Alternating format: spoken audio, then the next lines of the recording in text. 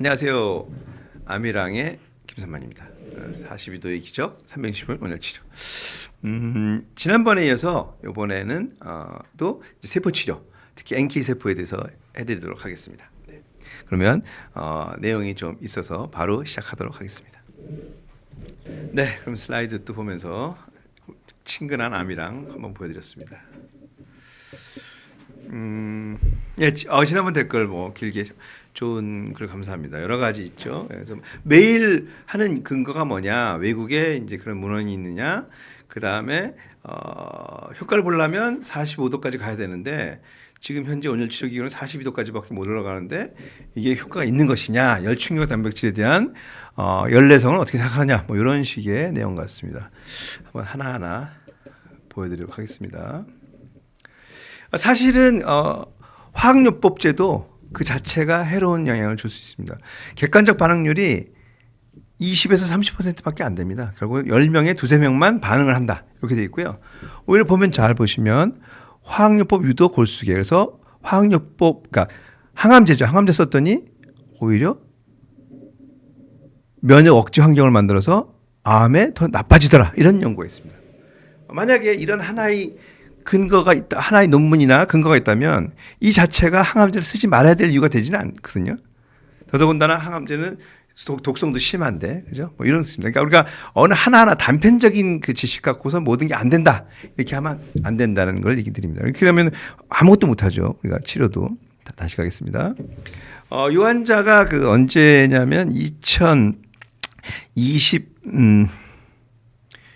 2년에, 저희에게 이제 왔던 환자입니다. 그래서 우리나라 사람이 아닙니다. 캄보디아 사람이고 그 당시 그 장관의 여동생이었고요. 유방암으로 인해서 유방암이 뼈 전이가 잘 됩니다. 그래서 지금 보면 척추 전체가 다 전이가 된 거예요. 그래서 이 얼마나 심한지 척추를 고정했는데 요게 끊어지면 바로 즉사니까요. 이런 치료까지 다 하고 전 세계 다 돌아다녔는데 도저히 이제 치료가 안 된 상태였고요. 그러던 중에 이제 온열 치료에 대한 저희가 지금 사용하는 기종에 대한 얘기를 듣고 들었던 분입니다. 환자분 뭐 거의 말기셨죠. 그래서 이게 이제 2022년 9월 21일 캄보디아에서 장관인데 싹콩붕 VENG라는 성인 것 같아요. 붕 장관이 왔었고요.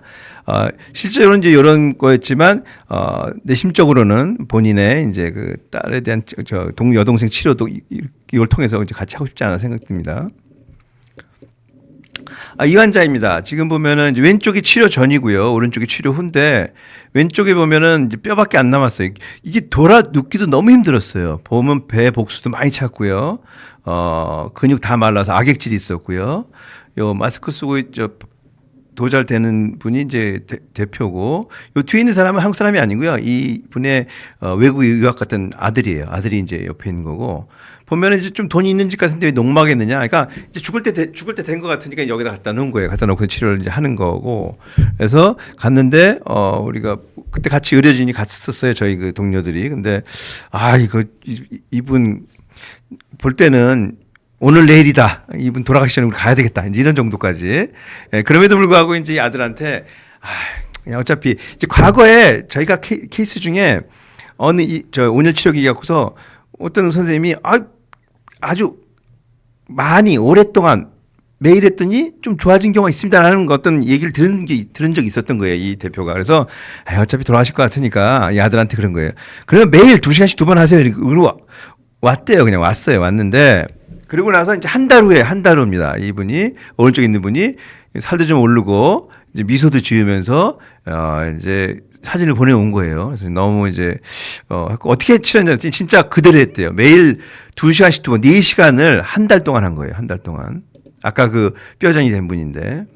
그러고 나서 이건 그 다음에 또 찍었는데, 복수가 없어졌어요. 복수가. 거의. 물론, 조금 있겠지만, 자, 아까 보면은, 복수가 이렇게 많이 찼던 분인데 딱 한 거는 별게 없어요. 오늘 치료만 한 거예요. 이분 딱 진짜로. 그것도 매일 2시간씩 2번 4시간씩 한 분이에요. 복수가 없어졌다. 그래서 이렇게 왼쪽처럼 컨센트 동의서를 써주셨어요. 그래서 이게 한국말로 바꾸면 내 관계된 치료하겠는 모든 기록 개인정보를 제공하는 데 동의한다라고 2023년 1월 5일. 아까 VNG였잖아요. 그 농림부 장관이. 그래서 그분 성을 따서 같이 이제 이분은 소타니 동의자 성명이에요. 이런 경우가 있었습니다. 그래서 제가 이제 보고 뭐지? 말기암 환자니까 그냥 초기 환자를 그렇게 한 게 아니고 그래서 더 이상 치료 방법이 없다면 그 환자가 그래도 집안에 돈이 있었는지 뭐 미국, 일본 다 다녔던 거예요. 근데 더 이상 치료가 없다는 얘기를 듣고 이제 저희 그 온열치료라도 마지막 한번 해보자는 식으로 해서 왔던 경우입니다. 종양은 뭐 다 많이 아시다시피 저산소 환경, 산증, 저온, 뭐 저온이 아닌 경우도 있지만 하여튼 1, 2번은 거의 뭐 명확하고요. 3인 경우 되게 많습니다. 특히 췌장암 같은 경우는 차가운 종양으로 널리 알려져 있죠. 요 세 가지를 다 해결할 수 있는 거. 과거에는 우리가 치료, 암을 죽이는 쪽에 자꾸 했는데 암이 자라지 않는 환경을 만드는 게 더 중요하다는 것이 최근 트렌드입니다. 그래서 여기에 가장 적합한 것 중에 하나가 온열 치료가 아닌가 생각합니다. 요거는 일본 자료인데요. 이게 그 녹색은 피부예요. 피부 조직을 갖다가 이제 혈류량 이렇게 한 거고 파란색은 근육 조직인데 혈류량이 이제 우리가 열이 올라가면 이제 혈류량이 증가되잖아요. 근데 계속 증가할 수는 없습니다. 우리가 온천에 가면은 열탕이 44도 정도 나와요. 그래도 피부가 상하지 않죠. 근육은 그보다 좀 더 강한 것 같고 그래서 혈류량이 감소되는 시점이 피부는 한 46도 그 다음에 근육은 한 48도 되는데 이 빨간색이 암 조직이에요. 여러 가지 암을 갖고 있는데 한 42도 넘으면서 급격히 떨어져요. 그러니까 혈류량이 없으면 암도 죽는 거죠. 그러니까 그렇게 뭔가 혈류량에 문제가 생긴다라는 근거가 되고요. 종양혈관은 다릅니다. 이 정상혈관하고. 그리고 이 파괴되기가 쉬워요. 43도만 돼도. 근데 정상 조직은 42도에서 멈추는데 아까 암 조직은 43도에서 점점점 올라간다 그랬잖아요. 왜? 열을 못 빼니까 밖으로. 그래서 같은 데를 가열이 되더라도 암 조직은 조금 더 올라갈 가능성이 있다. 어떻게 하면? 충분히 오래 하면이에요. 이게 더 중요한 거예요. 그러니까 조금 하면은 안 올라가죠. 터지기 전에 빼면 안 되는 거지. 그래서 암이랑에서 충분한 시간을 하는 거죠.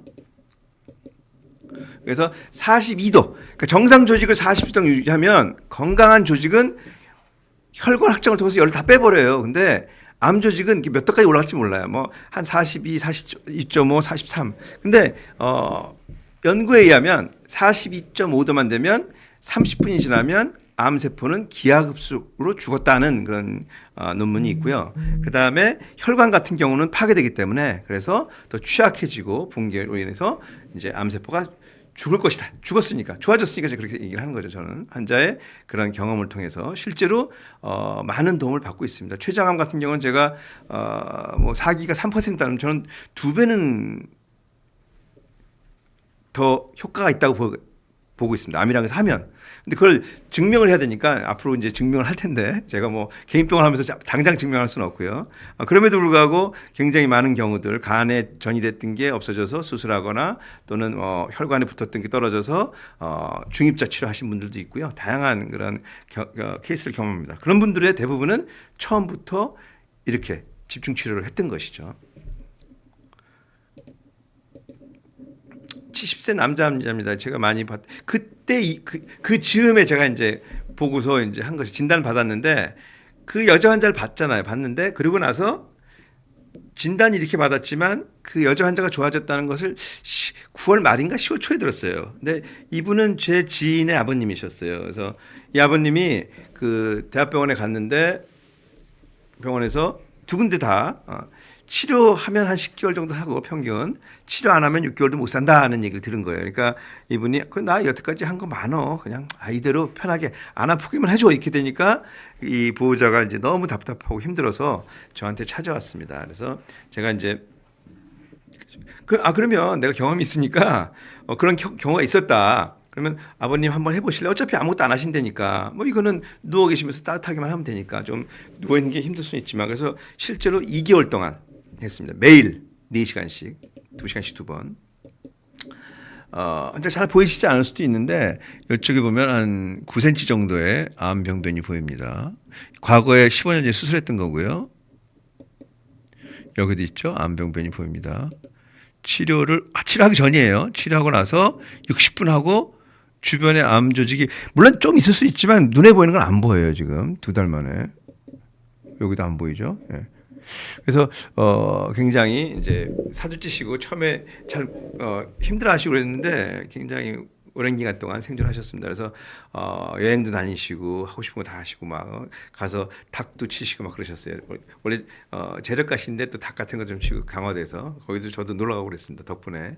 하여튼 이런 경험이 있었던 거예요. 그러다 보니까 2020년에 요 케이스하고 또 한 케이스가 있었어요. 그래서 한 그 외국 환자 보면서 정말 힘든 환자는 한번 해봐야 되겠구나. 그분들은 마지막 삶의 끈이고 어차피 항암을 하더라도 그 결과값에 대해서 너무 안 좋게 것들 많이 예우를 점치니까 얘기하니까.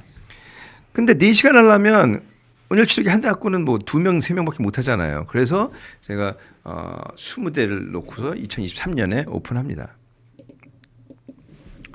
오늘 이제 간암 환자인데 복통으로 이분도 되게 인상 깊은 분이에요.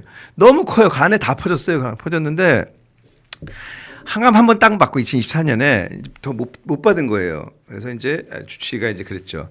이제 1, 2개월 남았다. 그리고 환자가 뭐 뇌경 살짝 있었고 심방세동 있었고 뭐 여러 가지 뭐 매일 술 한 병씩 들었고 농장도 하시고 포도 농장 하셨어요. 크게. 그러면서 이제 휠체어 타고 있었어요. 처음에 저희 병원에 거의 마르고. 뭐 누구나 보면 아는겠죠. 이게 지금 이게 어마어마하게 아마 의료진들은 이거 보면 사는 사람이 아니라고 볼 거예요. 그 정도로 암이 간 전체 뭐 8, 90% 이상 다 있었습니다.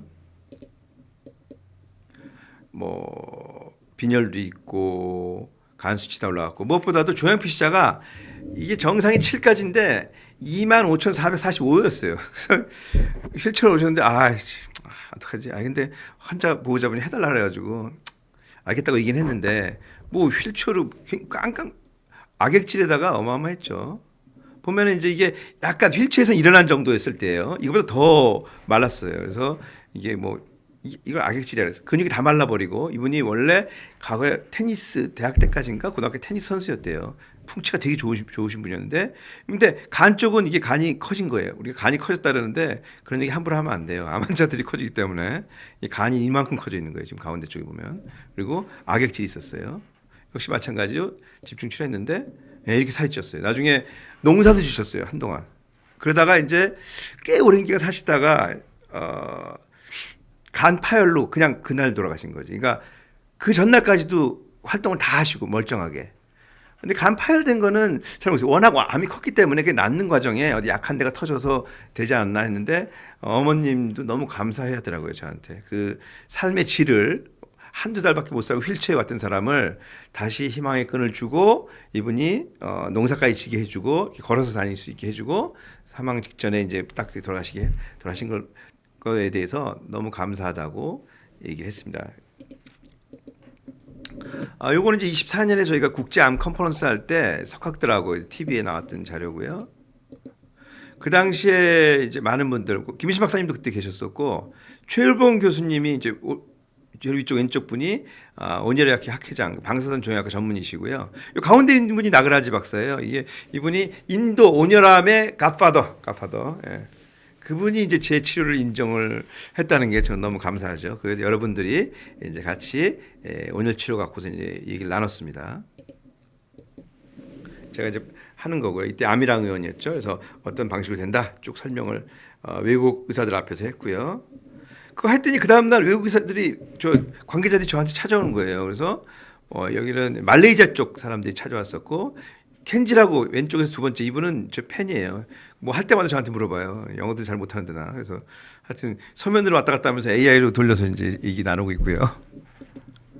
중국 의사들이에요. 의사들이 또 우리 암이랑 도대체 어떻게 하느냐. 자기는 처음 듣는다. 그러니까 우리 아까 그 선생님도 마찬가지일 거예요. 문헌에 없으니까 문헌에 없는 걸 하는데 이게 어떻게 된 거냐 이런 식으로. 선물도 주고 이분이. 또 다른 팀들 나중에 거기 왔던 다 외국인 환자들이에요. 동남아 쪽이 많고 여기는 말레이시아 그다음에 이분은 호주 거예요. 호주. 예, 호주. 이분이 저랑 또 친해요. 그냥 저희 병원 와서 뭐 같이 따라서 바빠 죽겠는데 그냥 또 투어 시켜주고 무료로.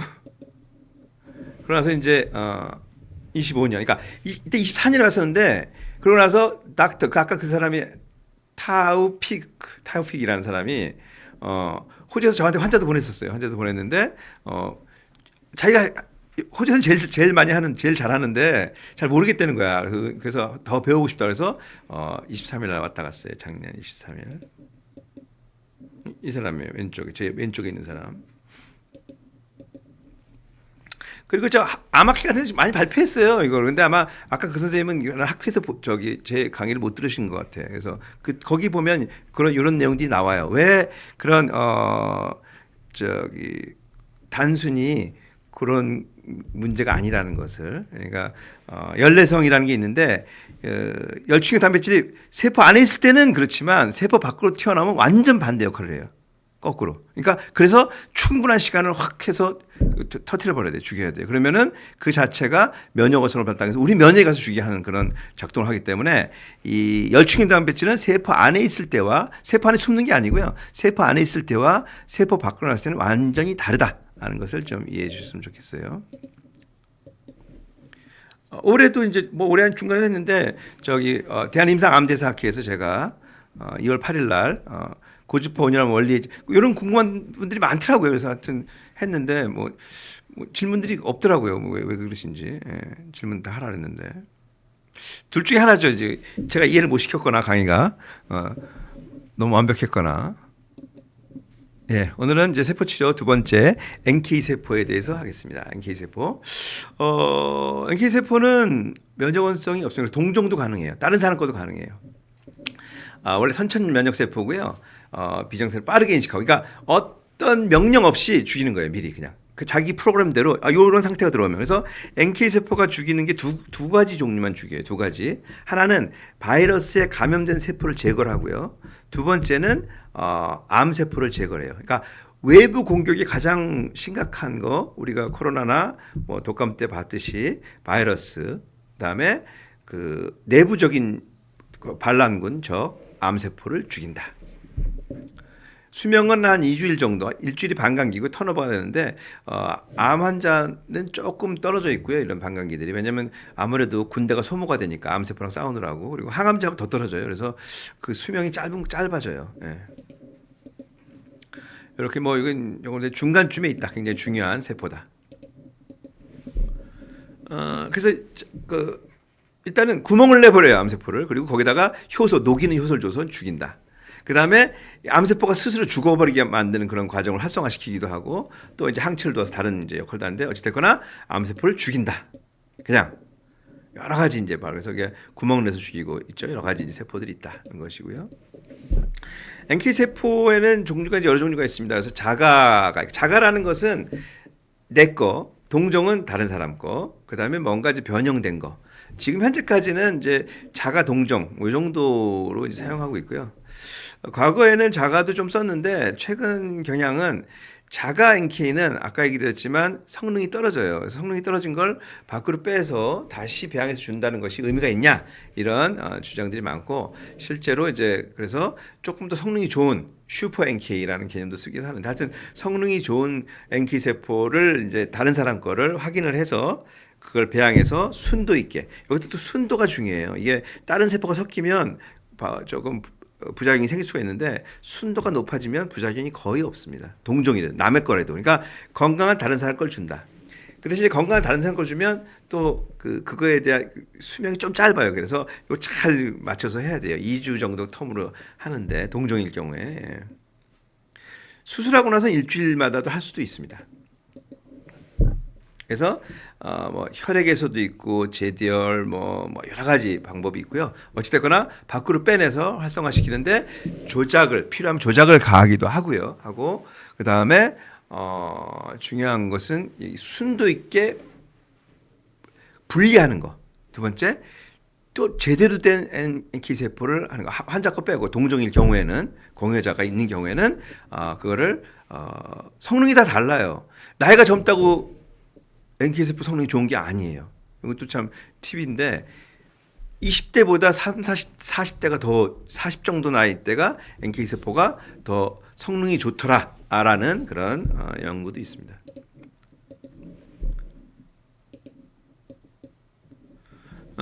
그래서 역시 NK 세포는 아까 얘기했지만 빠르게 작동한다. 그리고 그 남의 거 건강한 세포를 써도 되니까 그렇죠? 그다음에 미리 만들 수도 있잖아요. 건강한 세포니까. 이러려면 이제 냉동이라는 개념이 들어가야 되는데 하여튼 여러 가지 기술들이 많이 발전하고 있습니다. 아직까지 이제 조작을 많이 하는 것 쪽은 조금 위험성이 있다 그러고요. 최근에 경향은 다른 사람 건강한 사람의 NK 세포를 찾아서 확인해서 주는 그런 치료법들이 이제 많이 선호되고 있습니다.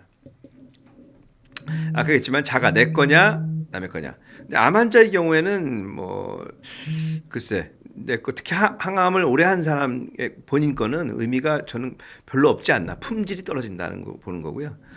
그다음에 동종은 뭐 당연히 품질 좋지만 이게 남의 거기 때문에 지속은 조금 짧을 수 있어요. 하여튼 여러 가지 그 암종이라든지 치료 목표라든지 또는 이제 어떤 식으로 이제 다 분류하는지 그리고 그것들의 어떤 가격에 대한 것 부담이 가능한지 뭐 등등 다 생각하셔야 돼요. 어느 시점에 할 건지 한다면. 그래서 뽑아내서 한다는 거죠. 남의 걸 뽑아서 배양해서 준다. 뭐 이런 건데요. 그래서 이제 논문이 우리나라에는 2022년에 우리나라 논문 거예요.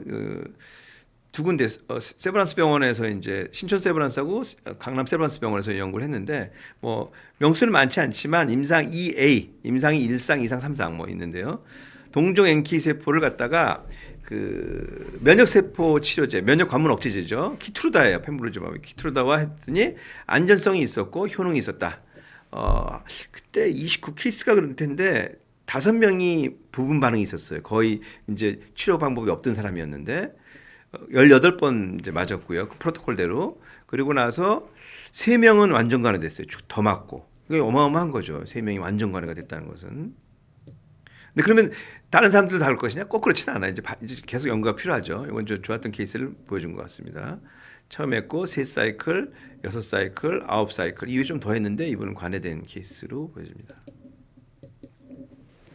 그래서 이제 저희 아미랑이 첨단 재생의 실시가 이제 획득했다 그랬잖아요. 그래서 지금 현재 그 공동 연구를 좀 진행하려고 하고 있습니다. 기존 연구에다가 온열치료를 좀 첨가해서 첨단 재생의로 연구 신청을 했는데 좀 더 이상 희망이 없지만 계속해서 삶의 그런 끈을 놓지 않는 환자들을 위해서 적합 판정을 해주셨으면 여기서 얘기한다고 될 건 아니네요.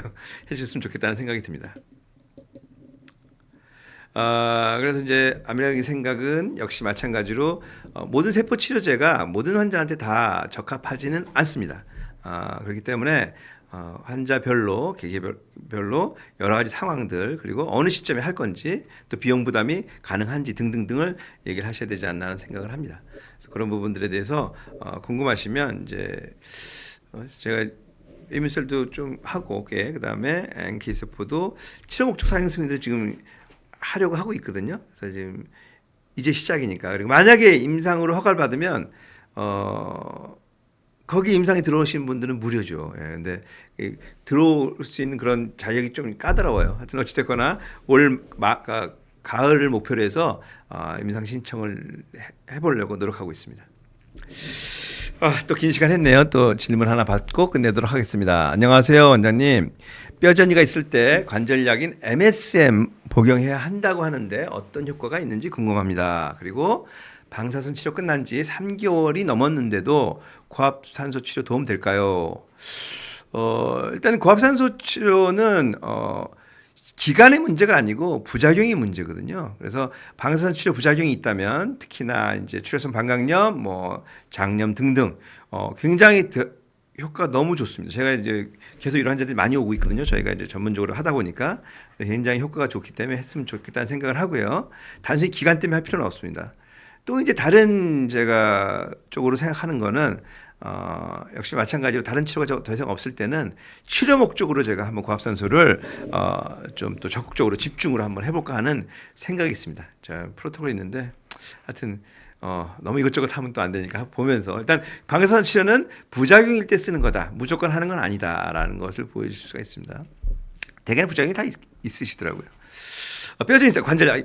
MSM을 먹으면 관절에 뼈전이 하는데 도움이 된다.